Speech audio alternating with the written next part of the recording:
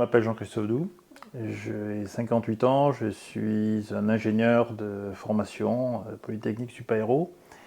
Je suis fondateur et dirigeant de FlexiKeg. FlexiKeg en deux mots, le produit c'est un fût économique et éco-responsable qui permet de transporter et distribuer tout type de fluides, gazeux, bière, cidre, plats, vin, jus de fruits, voire même visqueux, comme de la compote ou des coulis. Alors, non, mais j'ai lancé la démarche. Donc je m'explique. Au tout début, je conçois un produit de manière frugale, de manière, je dirais, qu'un ingénieur responsable devrait suivre nominalement. Mais une fois qu'on a fait ceci, il a fallu prouver, il a fallu montrer. Donc on a fait faire une première analyse de cycle de vie, donc premier outil de la décarbonation. Comme on n'avait pas trop de sous, on l'a fait faire par une école. Le résultat est sans appel, mais peu présentable et pas opposable à un client. Bon. Néanmoins, je sais, quand je fournis plus de 60% de gains de CO2, je sais pourquoi. C'est 10 kg de moins et 10 fois moins de volume. Maintenant, ce que je fais, c'est je me fais accompagner par un consultant pour faire cette même analyse, en spécifiant mieux d'ailleurs la question, ce qu'on appelle l'unité fonctionnelle dans une ACV. Et en spécifiant mieux et en travaillant mieux, j'aurai des éléments. Et ces éléments vont me servir à deux choses. D'abord convaincre des clients, toujours commercialement, mais également savoir comment améliorer le produit. C'est le transport. Je suis 10 fois plus petit à vide et 10 fois plus léger qu'un fût inox. Et quand je transporte les recharges, par exemple pour des îles, la Réunion ou autre, là je suis 70 fois plus petit sur les recharges et 70 fois plus léger. Donc l'idée, elle est d'effondrer la masse, produit léger, ce qui en plus est vertueux comme je vous l'ai dit, mais également le volume retour, et c'est pour ça que les fûts que l'on peut remettre à plat sont intéressants. La question est plutôt qu'il se lance. Faire le premier pas à quelqu'un.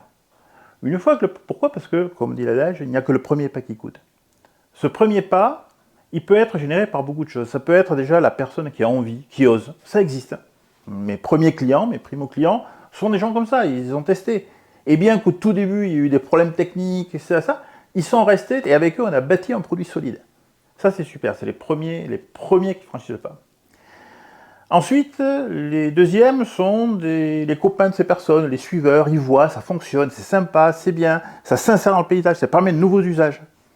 Voilà. Mais ça ne fait pas un grand nombre. L'autre pas, c'est les passages à l'échelle.